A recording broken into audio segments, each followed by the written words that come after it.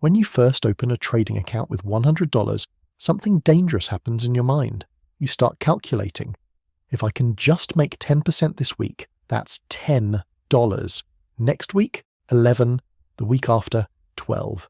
Before you know it, you're sketching out timelines on napkins, convinced you've discovered the secret formula to escape your current life. But here's the contradiction that will save or destroy you. The very mindset that makes you believe you can grow that $100 quickly is the same mindset that will ensure you lose it just as fast. The market doesn't reward mathematical dreams.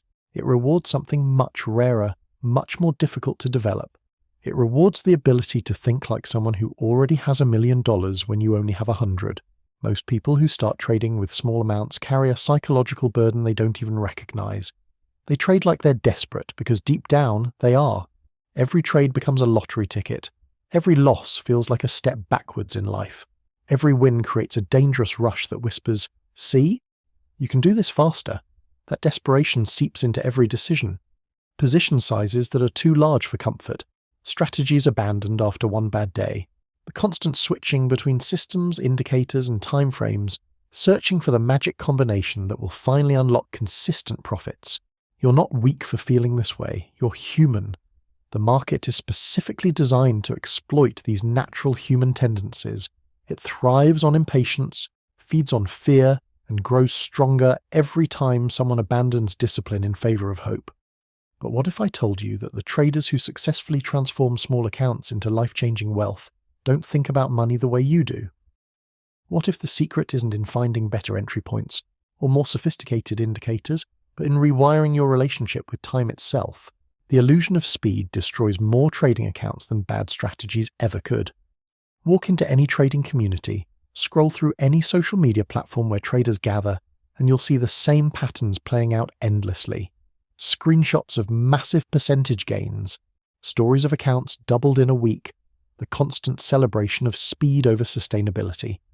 These images burn into your subconscious. They create a false standard of what trading success should look like. When your own journey feels slow by comparison, doubt creeps in. You start to believe you're doing something wrong. The market begins to feel like a race you're losing. This is where the mental trap reveals itself. You begin to trade not based on strategy or patience, but based on the fear of being left behind. Every market movement feels urgent. Every opportunity missed feels like failure. The charts become less about analysis and more about anxiety. You find yourself checking positions obsessively, closing trades too early when they move against you, even slightly. Opening new positions without proper analysis because sitting in cash feels like wasting time.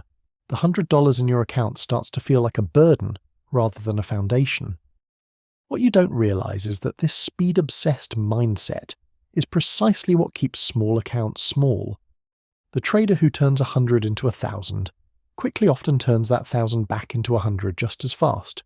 The market gives with one hand and takes with the other, and impatience ensures you're always on the wrong side of that exchange. The most dangerous moment in any trader's journey comes after their first significant win. That rush of validation, the brief taste of what feels like easy money, creates a psychological addiction. You start chasing that feeling rather than following your system. You increase position sizes not because your strategy calls for it, but because your emotions demand it. This is where every trader's downfall begins. In that moment when profit becomes more important than process, when speed becomes more attractive than sustainability, when the fear of missing out overrides the discipline of waiting for the right opportunity. The path forward requires understanding something counterintuitive.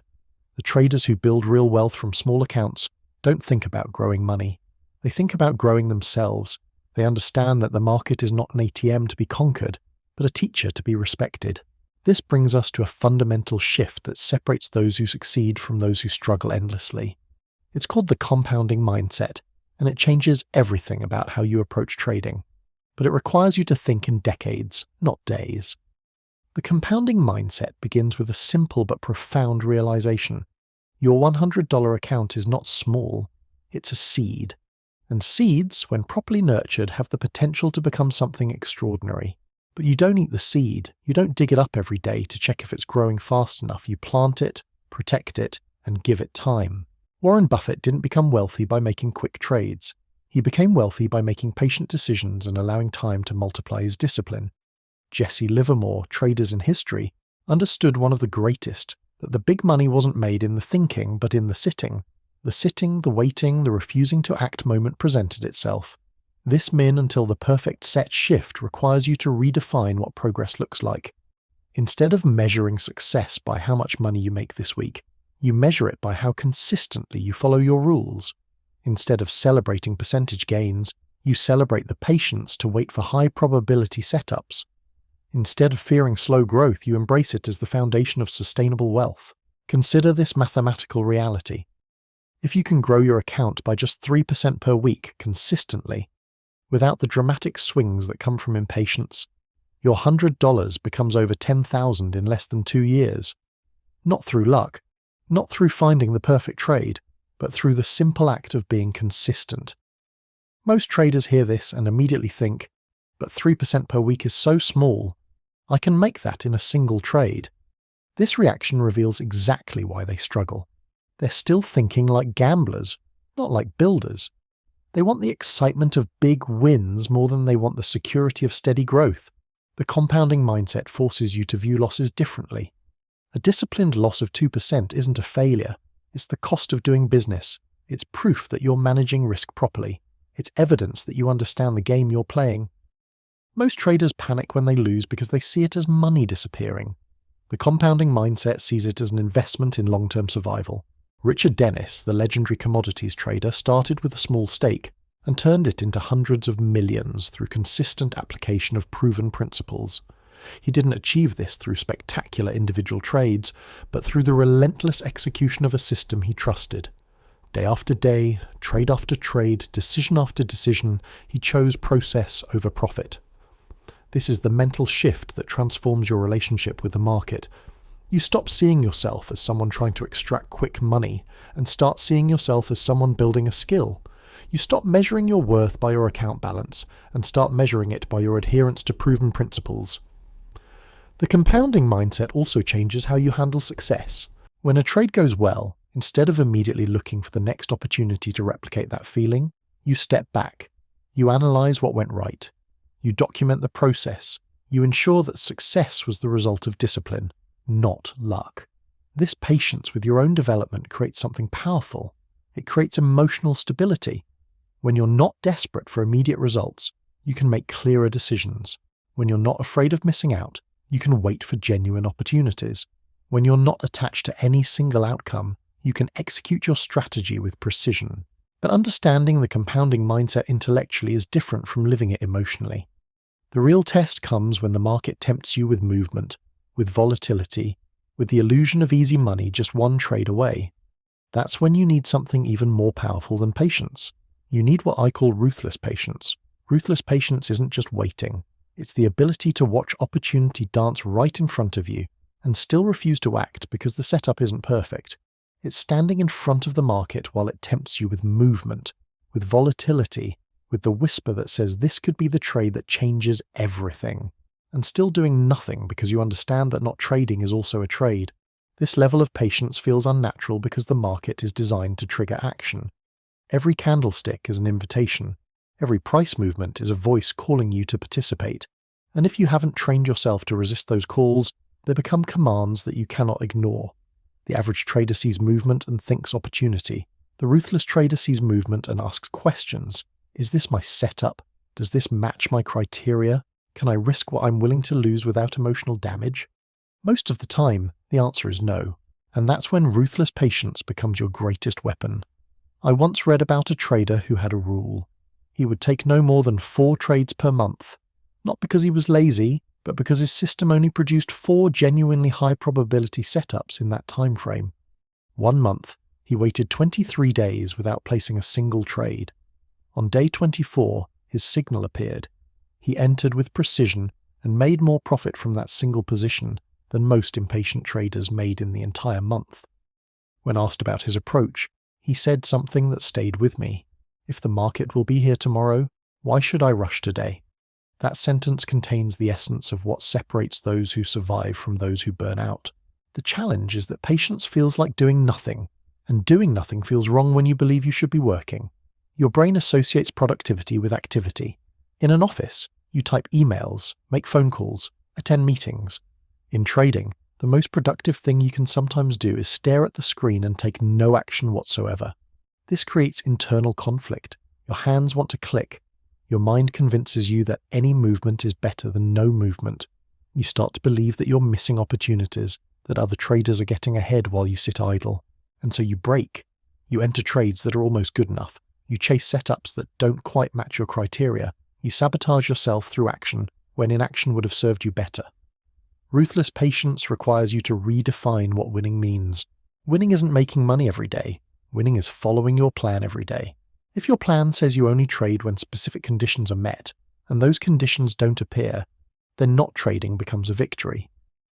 The impatient trader measures success in dollars and pips. The patient trader measures success in avoided mistakes and preserved mental energy. This shift removes the pressure to force trades. It eliminates the anxiety that comes from feeling like you must participate in every market movement. You begin to understand that the market offers infinite opportunities, but only a few of them are meant for you. Think about the psychological damage that impatience causes. Every premature entry that turns into a loss chips away at your confidence. Every unnecessary trade forces you to work harder just to recover what you lost through poor timing. When you trade harder, you often trade worse. This creates a spiral that destroys accounts and breaks spirits. Ruthless patience stops this spiral before it begins. It becomes a shield that protects you from your own worst instincts. But this patience must be trained, cultivated like any other skill. It starts with absolute clarity about what you're waiting for. If you don't have a clear, well-defined trading plan, you cannot be patient because you won't know what patience looks like. The mind hates uncertainty. Without specific criteria, it will convince you that any opportunity is good enough. When you know exactly what a perfect setup requires, you can reject everything else with confidence. The clearer your rules, the easier it becomes to sit through market noise. Vague criteria lead to impulsive decisions. Precise criteria create the framework for disciplined waiting. This clarity doesn't just help you enter trades better, it helps you avoid the trades that would have hurt you. There's another dimension to this that most traders never consider. Ruthless patience during drawdowns. When you're losing money, the temptation to recover quickly becomes overwhelming. The impatient trader doubles down, chases high-risk setups, tries to force the market to return what was lost. The patient trader accepts the drawdown as temporary, steps back, and waits for the same quality setups that created profitability in the first place. This approach feels counterintuitive, but it's why patient traders survive while impatient ones burn out. They understand that trying to rush recovery often makes losses worse. They'd rather take time to heal than risk further damage through, also becomes the foundation for scaling your account desperation. Patience. If you're impatient with $100, you might turn it into $200 quickly, but then back to $50 just as fast. If you're patient, you might only grow 5% in the first month, but that growth becomes stable, reliable, something you can build upon. Impatience chases explosions. Patience builds empires. The patient trader understands that small, consistent gains create the foundation for handling larger positions and bigger opportunities later. One of the hardest aspects of developing this patience is dealing with missed opportunities. You skip a trade because it didn't meet your criteria, and it turns out to be profitable. The impatient part of your brain screams that you made a mistake, that you should have taken it anyway. But here's the truth that patient traders understand. A good process will sometimes let winners pass by. That's not a flaw in your system. That's the cost of long-term survival. Your job isn't to catch every profitable move. Your job is to take only the trades that fit your edge, that align with your risk tolerance, that support your long-term success. The market will always offer more opportunities. Missing one doesn't matter. Breaking your rules does. This perspective shift is what allows truly patient traders to watch potential profits walk away without emotional damage. Patience affects every aspect of trading, not just entry timing. It influences how you manage positions once you're in them. An impatient trader cuts winners short because they can't tolerate the thought of profits turning into losses. A patient trader holds for their full target because they trust their system's probabilities. This patience extends through the entire trade life cycle, from waiting for the setup to entering at the right moment to managing the position properly to exiting according to plan. Patience becomes the thread that connects every decision, ensuring consistency throughout the process. But let's be clear about something important. Ruthless patience doesn't mean perfection. You will still take trades you shouldn't. You will still exit early sometimes. The goal isn't to eliminate all impatient moments, but to make patience your default state. The more you practice waiting, the more natural it becomes. Over time, your account will reflect this change. Fewer trades, but higher quality. Better win rates because you're only taking your best setups. Lower stress because you're not constantly fighting the urge to act. More mental energy because you're not exhausting yourself with overtrading. If there's one image that captures this concept, it's a predator in the wild. A lion doesn't chase every animal it sees. It watches, studies, waits. And when the perfect target presents itself within striking distance, it moves with full force and precision. That's how you survive in trading. Not by running after every market movement, but by conserving your energy until the odds are heavily in your favor. Ruthless patience isn't glamorous. It doesn't provide the adrenaline rush that comes from constant action. But it's the reason some traders quietly compound their way to financial freedom, while others burn out in a blaze of overtrading and emotional exhaustion. Now, developing this patience is one thing. Maintaining it under pressure is another, because the market doesn't just test your ability to wait, it tests your ability to stay emotionally balanced when everything inside you wants to react. That's where the next level of psychological development comes in. The ability to remain completely detached from outcomes, while still caring deeply about process. The market is not your friend. It's not your enemy either. It's a mirror that reflects back the truth about your level of discipline, your emotional control, your ability to think clearly under pressure. And most traders don't like what they see in that reflection. When you place a trade, you're not just risking money. You're exposing your psychological state to judgment. Every position becomes a test of whether you can execute your plan regardless of fear, right? The market doesn't care about your feelings, greed, or the desperate need to be your bills or your dreams of quick wealth. It responds only to supply and demand, and it rewards only those who can operate within that reality. This is where emotional detachment becomes essential. Not the kind of detachment that makes you stop caring, but the kind that prevents outcomes from controlling your emotions. You care deeply about following your process, but you remain indifferent to whether any single trade makes or loses money. Most traders tie their self-worth to their trading results. A winning trade makes them feel smart, capable, destined for success. A losing trade makes them feel stupid, inadequate, like they're wasting their time. This emotional roller coaster is exhausting, and it clouds judgment when you need clarity most. The detached trader sees both wins and losses as information, nothing more. A win tells them their analysis was correct and their timing was good. A loss tells them either their analysis was wrong or their timing was off. Neither outcome changes their identity or their commitment to their system. This detachment has to be trained because it goes against human nature. We're wired to feel pleasure when we gain something and pain when we lose something. In most areas of life, this serves us well. In trading, these natural reactions can be deadly. Consider what happens when you're emotionally attached to a trade.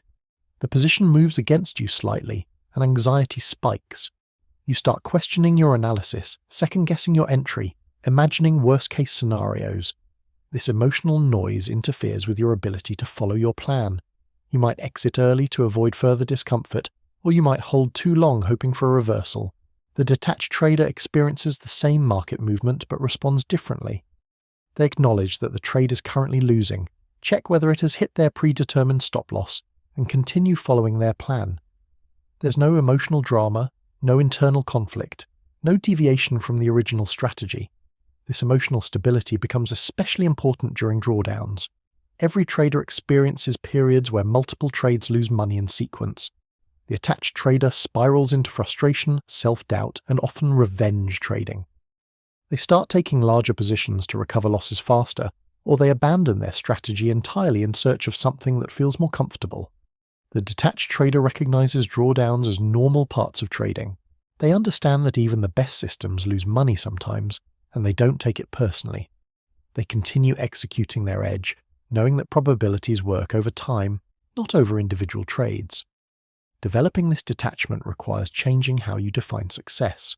Instead of measuring your worth as a trader by your profit and loss, you measure it by your adherence to your rules.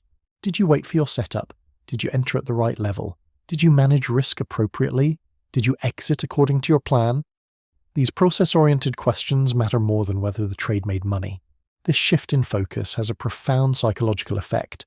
It removes the pressure to be right on every trade and replaces it with the responsibility to be disciplined on every trade.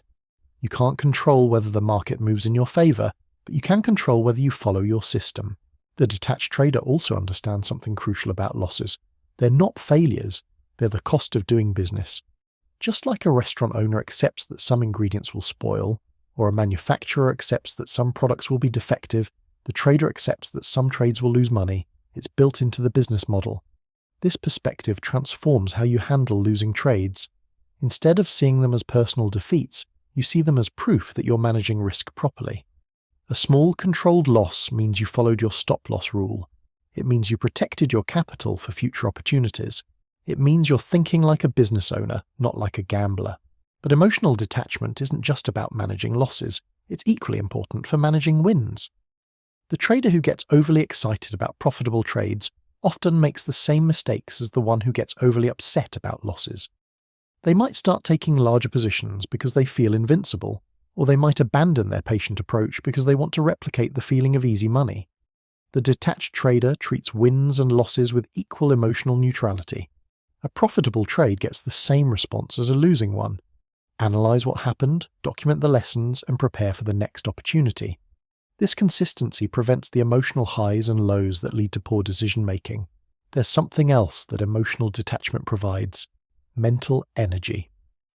When you're not constantly reacting to market movements, when you're not letting your emotions swing with your account balance, you preserve the mental resources needed for clear thinking.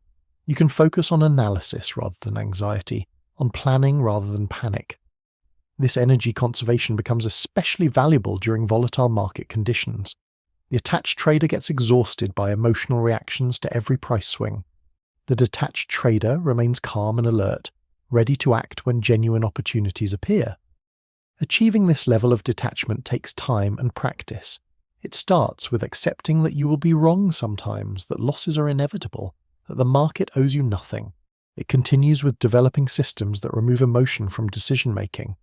Pre-planned entry levels, predetermined position sizes, automatic stop losses.